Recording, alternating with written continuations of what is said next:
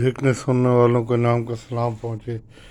दोस्तों, आज हम दिफाई और दूसरे मामलात से हटकर बात करेंगे साइंस की हकीकत क्या है, हमारी तहकीक की हकीकत क्या है। और दो मिसालें आपको मैं पेश करूँगा कि वो भी इस वक्त एक मौजज़ा हैं, वो अभी तक कायम हैं।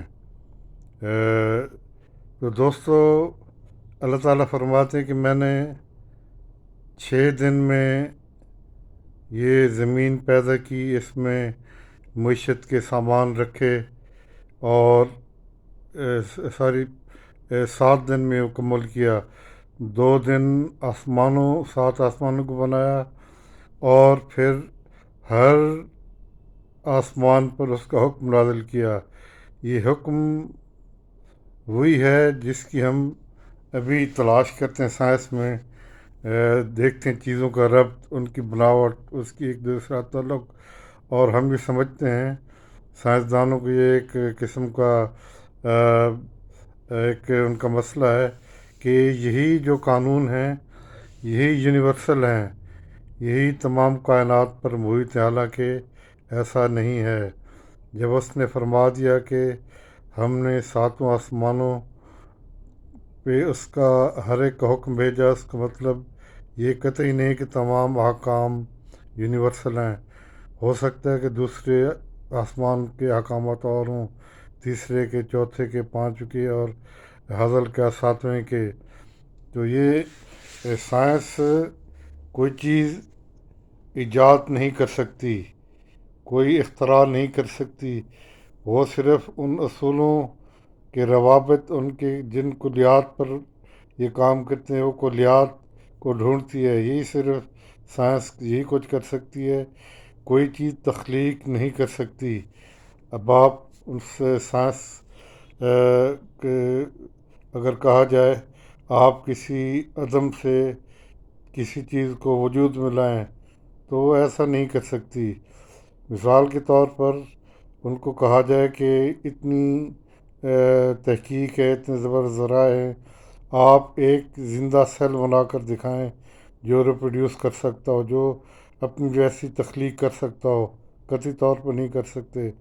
आप मक्खी का एक पर बनाकर दिखाएं जिसमें वही उसकी बनावट हो जैसे कुदरत ने रखी है, तो वो नहीं की जा सकती। दोस्तों, अब मैं आपको बताऊंगा कि जो कवानीन इस वक्त साइंस ने दरियाफ़्त किए हैं, उनमें अभी तक भी गैर मामूली कुछ वाक़यात हैं जो जिन पर कभी गौर नहीं किया गया आम लोगों ने। अब ये एक असूल है कि चीज़ें जब गर्म होती हैं, कि वो मादे हों, लिक्विड हों, या वो हवा हो, या वो हवा की मिसाल मैं आम लोगों के लिए कह रहा हूँ, या वो गैसेस हों, तो वो गर्म होकर ऊपर उठती हैं और भारी चीज़ें नीचे बैठती हैं। मिसाल के तौर पर आप पानी को लें। पानी में अगर टेम्परेचर का फ़र्क हो तो गर्म पानी ऊपर की तरफ जाएगा और ठंडा पानी नीचे। इसी तरह जब ये बर्फ़ बनना शुरू होती है तो कुछ बर्फ़ नीचे जमती फिर ऊपर आ जाती है। हालांकि साइंसी असूल के मुताबिक जो बर्फ़ है, ठंडा है, ये नीचे बैठना चाहिए और रिलेटिवली गर्म पानी जी ऊपर आना चाहिए। इस तरह बर्फ़ नीचे से बतदरीज ऊपर उठती और पूरी सतह बर्फ़ बन जाती। लेकिन चूँकि कुदरत ने मछलियों को, आबी जानवरों को ज़िंदा रखना था, उसका वादा था कि मैं तुम्हें रिज़्क देता हूँ।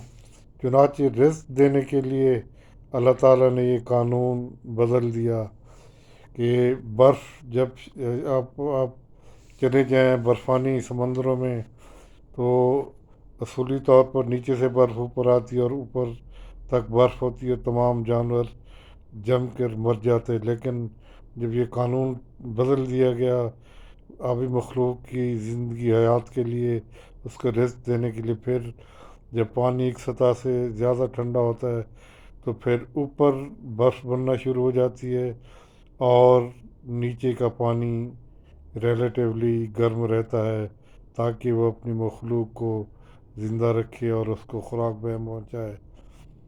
دوسرا دوستو، دو چیزیں ہیں جو آگ کو جلانے میں مدد دیتی ہیں اور آگ کو دھماکے سے جلاتی ہیں۔ ایک ہائیڈروجن اور دوسری آکسیجن۔ آکسیجن آگ کو کسی چیز کو آگ لگائیں تو اس کو آگ جلائے رکھنے میں مدد دیتی ہے۔ دوسری ہائیڈروجن دھماکے سے جلتی ہے۔ ہائیڈروجن کے پاس اگر آپ آگ لے جائیں گے، یعنی آکسیجن اگر ساتھ رکھیں گے تو دھماکے سے اڑا کے رکھ دے گی۔ تو قدرت نے اس کو حکم دیا آکسیجن اور ہائیڈروجن کو، تم اتنی خطرناک چیز ہو، اب تم کو مل کر انسان کے لیے پانی، انسان کے لیے خوراک تیار کرنی ہے۔ آگ پر چڑھا رہے ہیں آپ اسے پی رہے ہیں اور وہ خطرناک چیزیں آپ کے جسم میں بھی جا رہی ہیں، لیکن وہ حکم الہی کی بجاوری کر رہی ہیں۔ کہ آپ نے سوچا ہے کہ جب اسے آگ لگائی جاتی ہے، پانی کو چڑھایا جاتا ہے آگ پر، تو پھر یہ پھٹتی نہیں ہے؟ کیوں نہیں پھٹتی؟ اس لیے کہ اس کے حکم الہی ہے کہ تم نے۔ اور دوسری بات آپ دیکھیں، یہی آکسیجن ہائیڈروجن پانی کی صورت میں پودوں میں بھی جذب ہو رہی ہے اور پھر انسان کی خوراک بننے کے ساتھ ساتھ یہ آگ خود کو بجھا رہی ہے۔ جب آگ لگی تو آپ کیا کرتے ہیں؟ پانی ڈالتے ہیں۔ آگ کی چیزوں کو یہ آگ کے بجھانے پر معمور کر دیا، یہ حکم الہی۔ دوستو، آپ ان چیزوں کو، ان معجزات کو پر غور کیجئے تو آپ کو سمجھ آئے گی کہ سائنسی جو بھی چیزیں ہیں یہ صرف اس تعلق کو ظاہر کر سکتی ہیں جو اللہ تعالیٰ نے بنائے ہیں، تخلیق نہیں کر سکتی۔ اور دوسری چیز کہ ہر چیز اس کے حکم کے تابع ہے۔